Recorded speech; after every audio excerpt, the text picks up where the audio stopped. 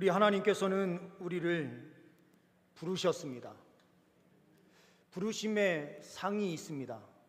예수 안에서 부르신 그 부름에 따라서 우리가 살아갈 때에 하나님께서는 예비하신 큰 상급으로 함께하여 주십니다. 각자의 모양은 다 다릅니다. 부르신 장소도 다르고 또한 우리가 서서 봉사하는 자리도 다 다른 것처럼 하나님께서는 그 부르심의 목적에 맞는 상을 예비하시고 계십니다. 하나님의 뜻 앞에 전적으로 순종하며 믿음의 걸음 걸어갈 때에 하나님께서 이 부르심의 상을 마지막 그때에 우리에게 허락하여 주실 줄 믿습니다. 하나님의 뜻이라는 제목으로 함께 말씀을 나눌 때에 하나님께서 이 시간 성령의 기름 부으심으로 함께하여 주시는 줄 믿습니다. 본문 말씀을 통하여 보는 첫 번째 하나님의 뜻은 무엇입니까? 첫 번째는 내려놓기입니다. 30절 말씀을 보게 되면 말씀에 이렇게 기록이 되고 있습니다. 내가 아무것도 스스로 할 수 없노라.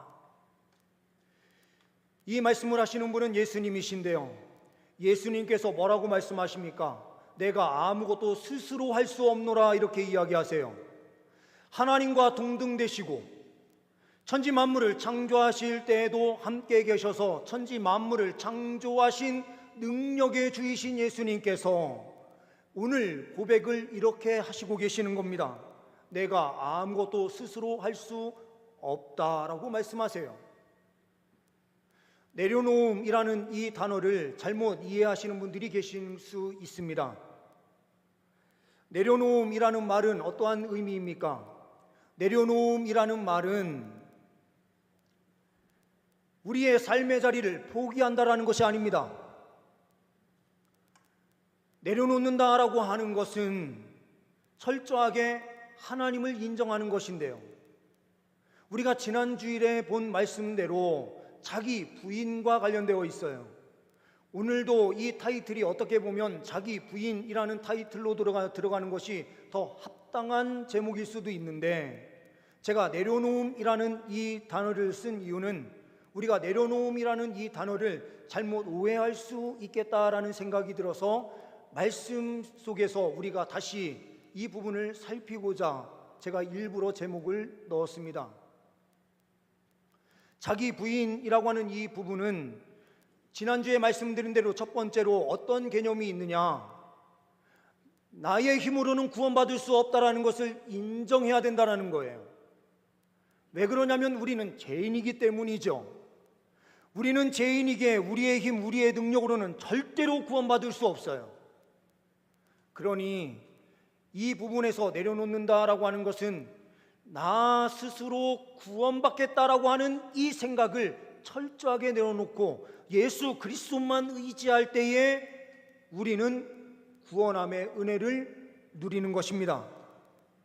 두 번째로는 여기에서 내려놓다라고 하는 것은 예수님께서 그러면 나는 아무것도 내 스스로 할 수 없다라고 말씀하시면서 삶의 자리에서 그냥 포기하고 가만히 앉아 계셨는가? 그렇지 않지요.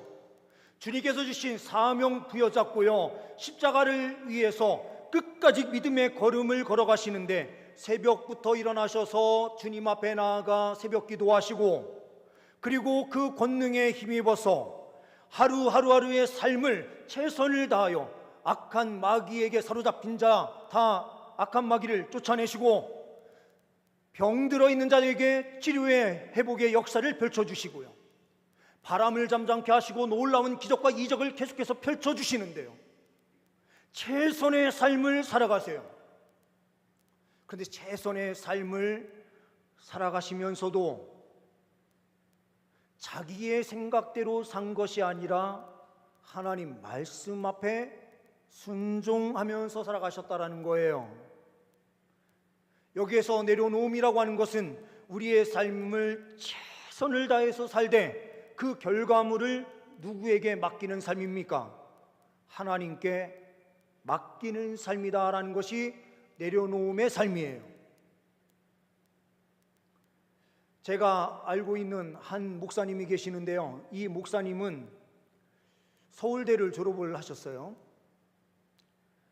전교 1등을 한 번도 놓친 적이 없습니다. 이분이. 공부 잘하는 분들의 특징은 시험 기간이 되면 밤을 새지 않는다는 겁니다. 평상시에 열심히 공부하기 때문에 시험 기간이 됐을 때에 밤을 샐 이유가 없어요. 그런데 저 같은 경우에는 평상시에 꾸준히 공부하는 스타일이 아니었던 것 같아요. 시험 기간만 되면 모든 그 과목 밤새워서 외우는 일을 했어요. 요약 정리 밤새도록 하고요. 그거를 외우면서 버스 타고 인천에서 서울로 학교를 다니는데요. 밤새도록 공부한 그 요약 정리한 거를 버스에 앉아가지고 가면서요. 계속 외우는 거예요.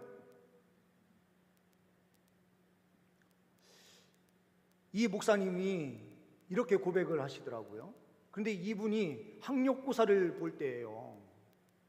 다른 때는 시험을 본다라고 하면은 공부를 좀 어느 정도 하고 일찍 자고 일찍 일어나서 학교에 가서 시험을 잘 치렀는데 학력고사를 보는 그날에 전날 이상하게 잠이 오지 않더래요. 아무리 잠을 자려고 하는데도요 잠이 안 와요. 그래서 한 30분 정도 눈을 붙이고 일어나가지고요 가서 시험장 가서 앉아서 시험을 치르려고 하는데 머리가 띵하고요 정신이 없는 거예요. 시험을 제대로 치를 수가 있나요? 그래서 시험을 좀 잘못 봤어요. 그래서 이분이 서울대에서도 커트라인이 아주 높은 곳에 갈 수 있었던 분인데 농생대를 가신 거예요. 이분이 간증을 해요. 공부를 잘 한다고 시험 잘 치는 것이 아니다. 하나님께서 전날에 잠을 잘 잘 수 있도록 은혜를 주시고 시험 보는 날에 컨디션이 좋아서 시험을 잘 치러야 좋은 결과가 나오는 거지. 나의 힘, 나의 능력으로, 나의 지식으로 항상 좋은 결과를 얻는 것이 아니더라. 이렇게 이야기를 하시더라고요. 우리는요, 착각하면서 살아요. 우리의 실력이 좋아서 이 자리에 있고 물질의 부요함도 다른 사람보다 더 많이 가진 이유가 내가 똑똑하고 능력이 있어서 이렇게 생각하는 일들이 너무 많아요. 그런데 우리의 삶은 최선을 다해서 살더라도요 결과는 하나님께서 주시는 것이니 나의 지식으로 그 자리에 서 있는 것이 아니라 전적인 하나님의 은혜예요. 우리가 이 자리에서 하나님의 영광스러운 은혜를 누리는 특권을 누리고 있어요. 하나님께 예배하면서 하나님의 은혜를 누리는 이 특권을 아무나 누리는 것이 아니라 하나님께서 은혜로 구원하신 주의 백성들만 이 은혜를 누리는 것 아닙니까? 그러니 우리는 이 자리에 서 있는 것도 전적인 하나님의 은혜예요. 그러니 이 자리도, 삶의 자리도 나의 능력이 아님을 인정하는 것이 어떠한 결과가 우리 앞에 놓이더라도 이 결과가 나의 잘남이 아니라 하나님께서 주신 은혜의 자리임을 기억하고 하나님 앞에 엎드리는 삶을 사는 것이 내려놓음의 삶이요 하나님 뜻 앞에 순종하는 삶입니다. 자기 부인을 한다라고 하는 이 부분이 바로 이 부분이죠. 우리는 삶에서 주어진 그 삶의 자리를 최선을 다하지만 그 결과를 하나님께 맡기고 어떠한 결과가 나오든 하나님 앞에 순종하는 것, 이것이 바로 자기 부인입니다. 두 번째로는 하나님의 뜻, 명령, 청취입니다. 30절 말씀을 보게 되면 듣는 대로 심판하노니라는 말씀이 있어요. 이 듣는 대로라는 말은 두 가지의 의미를 또한 동시에 가져요. 하나는 뒤에 있는 말씀을 보니까 심판하노니라는 말씀이 있기 때문에 듣는 대로 심판하신다라고 하는 의미가 있겠죠. 이것은 우리가요, 이 세상을 살아가면서 재판관들에 대하여 서로 불만을 가진 세력들이 존재하는 것을 봐요. 이 심판하는 재판관들이 정치적인 어떠한 성향을 가지고 있느냐, 그리고 어떤 사람과 친분관계가 있느냐, 이것들을 우리는 먼저 생각을 하거든요. 그런데 하나님께서, 예수님께서는 뭐라고 말씀하시는가? 심판을 하시는데요. 어떤 심판을 하시는가?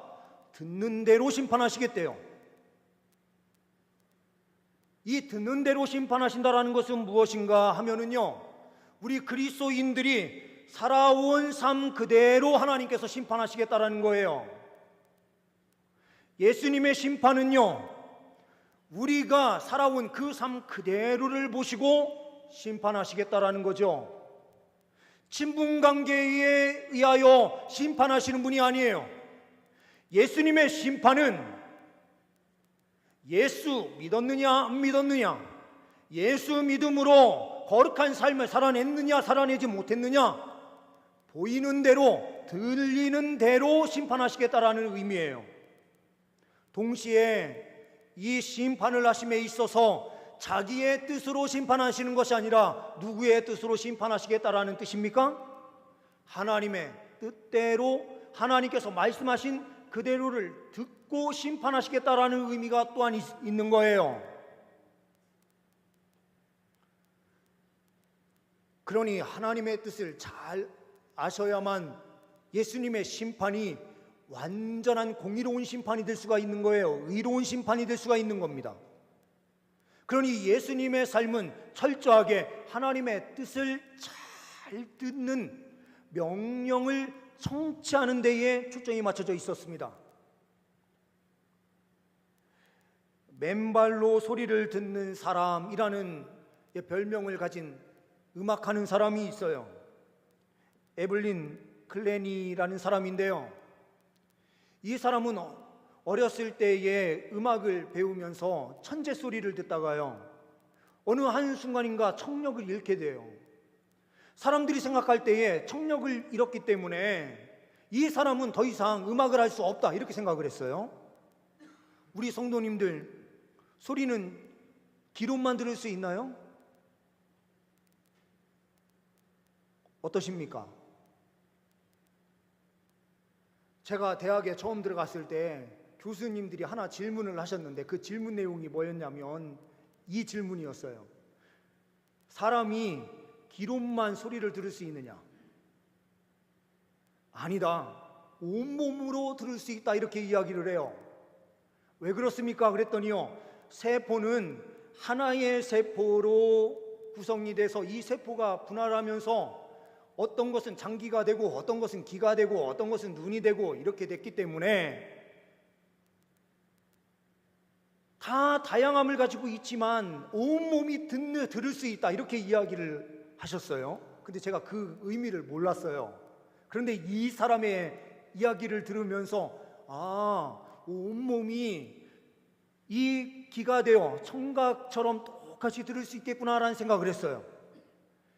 이 음악하는 이 사람은요, 실은 이 청각은 잃었지만 온몸으로 느껴지는 진동으로요, 그 소리를 정확하게 듣고 음악을 해요. 그래서 이것을 잘 느끼기 위해서 어떻게 하느냐, 신발을 다 벗고요, 맨발로 무대 위에 올라가서요, 다른 사람들의 그 진동 소리나 이런 것들을 다 촉각으로 들으면서 음악을 하는 거예요. 우리 그리스도인들의 영적인 감각은 어디에 열려져야 되는가? 라는 것을 우리는 다시 한번 생각을 해봐야 됩니다. 영적인 하나님의 말씀을 들을 때에는요, 귀로 들려지는 게 아니에요. 하나님의 말씀은 단순히 귀로 들려지는 것이 아니라 우리의 온몸이 하나님의 말씀을 듣는 거예요. 우리가 하나님 앞에 이 영적인 감각이 완전히 열려져야만 우리는 승리의 삶을 살아가요. 예수님께서도요, 이 세상을 살아가시면서 모든 감각이 다 어디에 맞춰져 있었는가? 하나님께 맞춰져 있었던 것입니다.